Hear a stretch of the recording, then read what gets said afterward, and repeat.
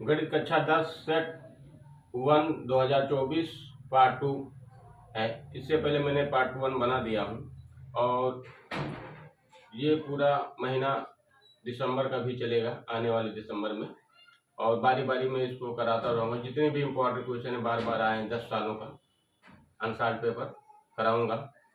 आज का हम क्वेश्चन पहला ऐप पर देखिए, देरी न करके। समांतर श्रेणी -62 -1 7 10 का 11वां पद होगा। हम जितना भी लगवाएंगे सब ठीक से लगाएंगे और एक लाइन में आएगा। ठीक, ये एक नंबर का आता है। तो देखिए इसको सबसे पहले क्या करते हैं, सार्वधातुक निकालता हूँ यानी डी का मान। तो इसमें देखिए दोनों में, तो इसमें कितना अंतर है, 3 का। इसमें भी चेक कर लीजिए, 7 और 10 में कितना अंतर है, 3 का। तो डी का मान आपका क्या होगा, 3। डी बराबर आपका 3 और कामा मैंने दे दिया। और टी एन कौन सा निकालना है, 11वां पद। तो टी एन को हम 11वां पद मान लेता हूँ। ठीक, कामा, फिर पहला पद लिखा जाता है, ये आपका पहला पद है -62। ठीक, अब आपको सूत्र लगाना है, टी एन बराबर ये प्लस ये n-1 और डी। ठीक, अब इसी में रख दीजिए आप। टी एन बराबर 11 है, यानी n का मान यहाँ पर। तो यहाँ जो है n ही कर लीजिए, कोई दिक्कत नहीं। तो यहाँ आप 11 लिख दीजिए और यहाँ पहला पद है -62, फिर प्लस लगा दीजिए और n के स्थान पे आपको लिखना है 11, फिर -1 और फिर डी के स्थान पे लिखना है आपको 3। बस उत्तर आ गया आपका। ये -62 ऐसे रखिए, इसमें से घटाएंगे तो 10 मिलेगा और 10 को 3 से गुणा कर दो तो 30 हो जाएगा। और -62 और 30 को जब जोड़ोगे तो ये माइनस है, ये प्लस है, तो घटेगा तो कितना बचेगा, -32। तो टी ये 11वां पद आपको -32। देखिए किस ऑप्शन में है, -32। ये आपका बी ऑप्शन में, यही सही है। ठीक, अगला क्वेश्चन देखिए, इसको मैं मिटा देता हूँ। अगला क्वेश्चन है, यदि पीई बराबर इतना हो तो पीई बार बराबर क्या हो। तो पहले इसका नियम होता है क्या, पी ई प्लस पी, इसको पी फॉर प्रायिकता मान लीजिए होता है। तो ये आपका होगा, ये प्रायिकता का क्वेश्चन है, बराबर 1 होता है। देखिए बस इतना बराबर 1 होता है।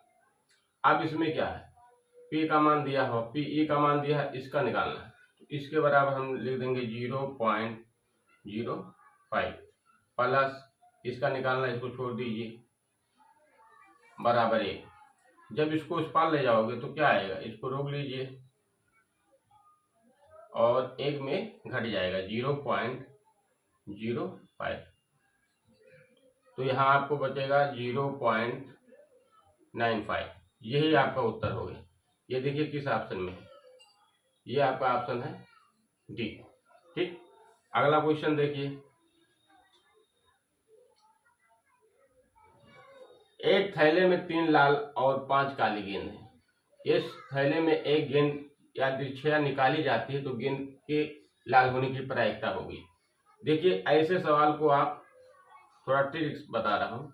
जितना टोटल गेंद है पहले लिख लीजिए, टोटल गेंद कितना है, टोटल गेंद आप कहोगे टोटल गेंद कोई भी रंग का हो, टोटल गेंद पहले लिख लीजिए, हेड लीजिए। एक थैले में 3 लाल है 5 काली, बाकी गेंद तो है नहीं, 5 3 8 टोटल गेंद।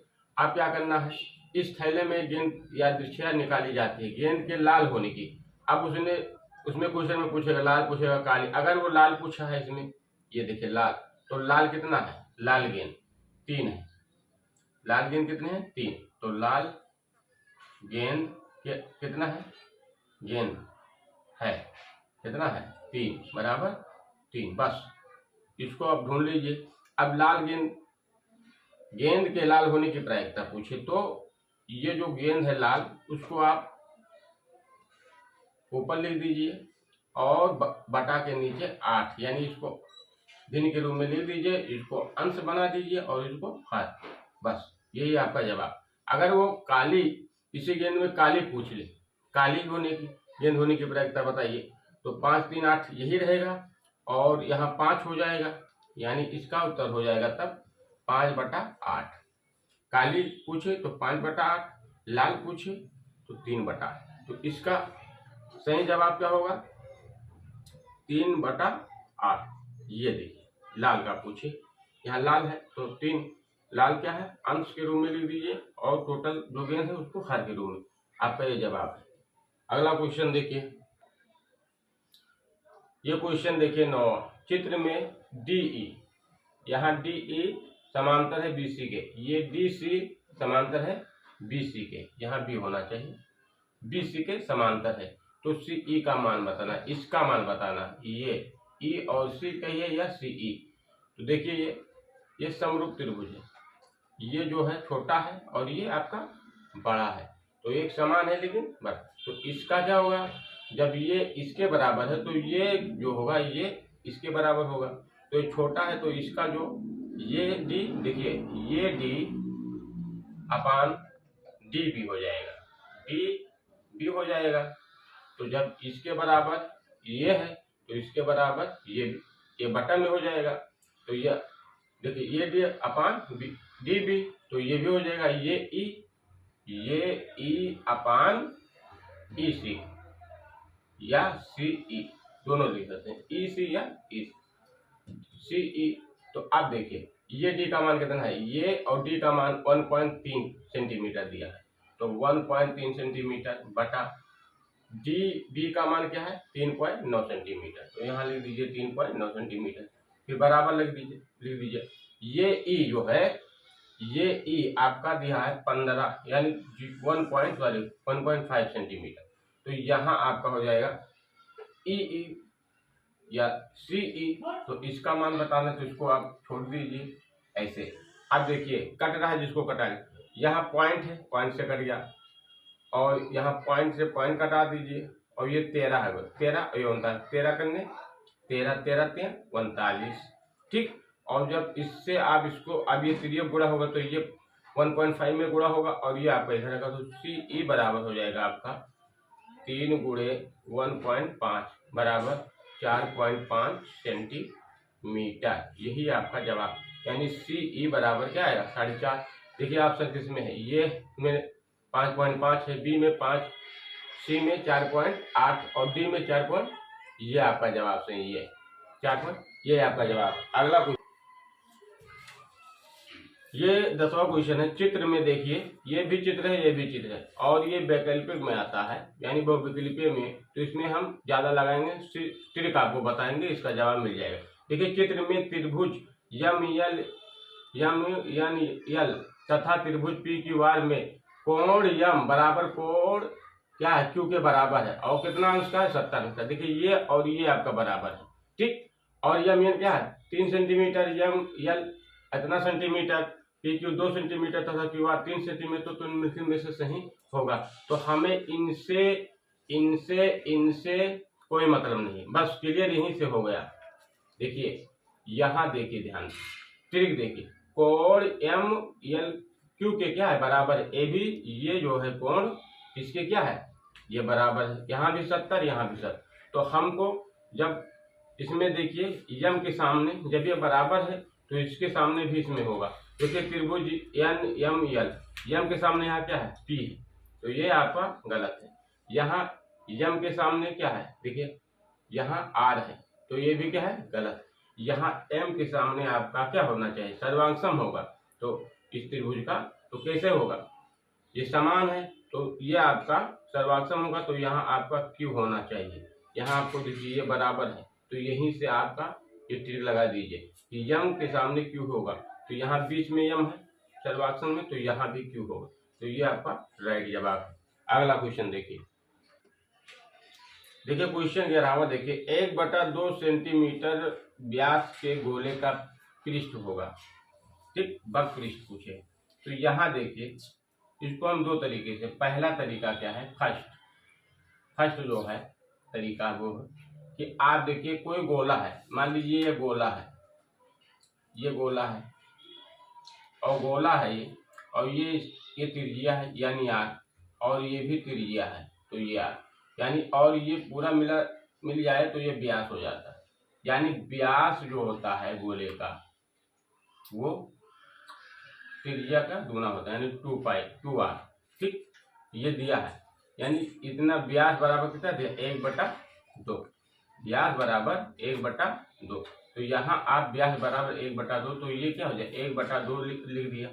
ये किसके बराबर हो गया, 2r के। ठीक, ये कंडीशन। अब देखिए हमको बताना क्या है, गोले का पृष्ठ क्या होता है। गोले का पृष्ठ होता है, गोले का पृष्ठ 2π, यहाँ होता है 4πr², ये होता है। तो देखिए शॉर्टकट, आपको काटना भी नहीं पड़ेगा, कुछ नहीं करना। यहाँ व्यास बराबर होता है 2r। ठीक, और व्यास का मान आपको दिया है 1/2। मैंने इस व्यास के बराबर सामने इसको लिख दिया, यानी इसके बराबर है, और ये इसके बराबर है। और यहाँ आपको मिल रहा है 2r, यानी यहाँ अगर तोड़ दे 4 को तो 2 × 2, और r को तोड़ दे तो r × r, और फिर इंटू क्या है पाई। देखिए बहुत सही, यानी 2 और r, यानी 2r का अगर हम क्या कर लें, 2r का हम स्क्वायर यहाँ कर सकता हूँ, आप कहोगे बिल्कुल, यानी 2r यानी 2 दूनी 4, और r का भी स्क्वायर, और यहाँ इंटू में पाई है। इसका मान यहाँ दिया है 1/2, यहाँ रख दीजिए 1/2 हमने रख दिया, और फिर आपका ये हो गया। तो यहाँ आपका हो जाएगा 1/4, और ये हो जाएगा पाई, और यहाँ 4 जो दिया था उसी को मैंने कर दिया। तो यहाँ आपका हो जाएगा π/4, यही इसका जवाब, π/4 सेंटीमीटर स्क्वायर। ये आपका क्वेश्चन देखिए किसमें आया जवाब, ये है आपका। देखिए यह अगर ऐसे नहीं लिखना है तो यहाँ आप r का मान रख लीजिए, तभी आ जाएगा। देखिए दूसरा विधि क्या है, दूसरा व्यास बराबर इतना, तो मैंने व्यास बराबर 1/2 दिया है तो मैंने रख दिया, और जब इसको r बराबर करो तो ये नीचे आएगा, तो r बराबर आपका हो जाएगा 1/4। और गोले का वक्रपृष्ठ बराबर क्या था, गोले, देखिए गोले का वक्र पृष्ठ, चलिए पृष्ठ ही कर देता हूँ, पृष्ठ बराबर होता है 4πr²। अब इसी में मान रखे तो 4 ऐसे रखिए, पाई ऐसे रखिए, r का मान कितना है 1/4, यहाँ स्क्वायर है तो 1/4 गुणे 1/4। अब कटाना पड़ेगा, 4 से कट जाएगा, फिर आएगा वही पाई करने, π/4 सेंटीमीटर स्क्वायर। देखिए इस तरह से आपको जो विधि समझ में आए उससे आप लगा सकते। इससे समझ में आए तो ये लगा लीजिए, इससे समझ, इसमें आपको ना काटना है ना कुछ है, डायरेक्ट लिख देना। आपका सही जवाब क्या है, बी नंबर। अगला क्वेश्चन देखिए, क्वेश्चन 12 देखिए, 6 सेंटीमीटर त्रिज्या के वृत्त का एक चाप केंद्र पर 30 अंश का कोण अंतरित करता है, तो संगत चाप की माप होगी या लंबाई होगी। माप है या लंबाई, दोनों की बात है। तो देखिए पहले समझ लीजिए चाप क्या होता है। तो ये मान लीजिए ये आपका वृत्त है, चलिए इधर मान लीजिए ये आपका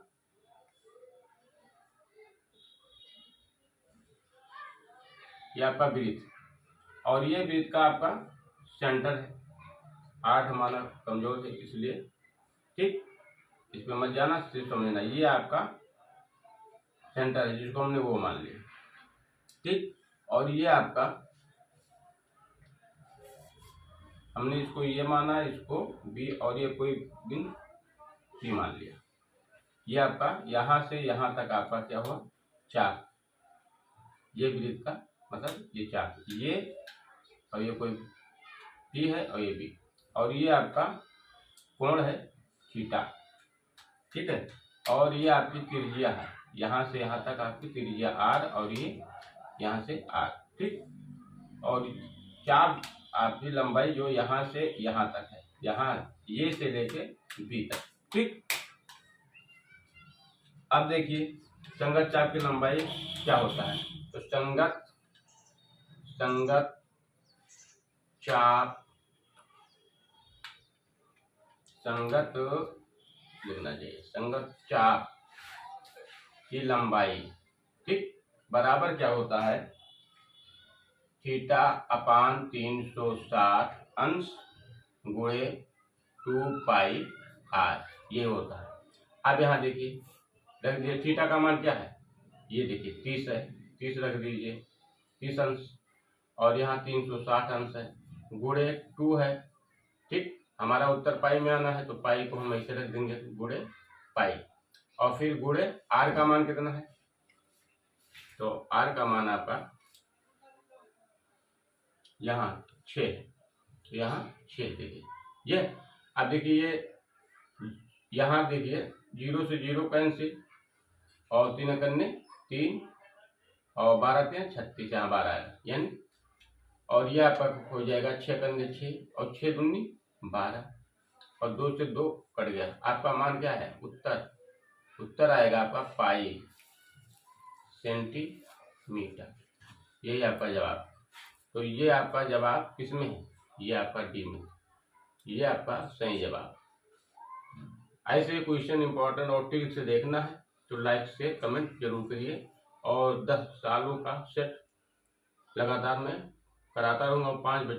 5 बजे यानी PM पे हमारी वीडियो अपलोड होती है। ठीक है, जय हिंद जय भारत।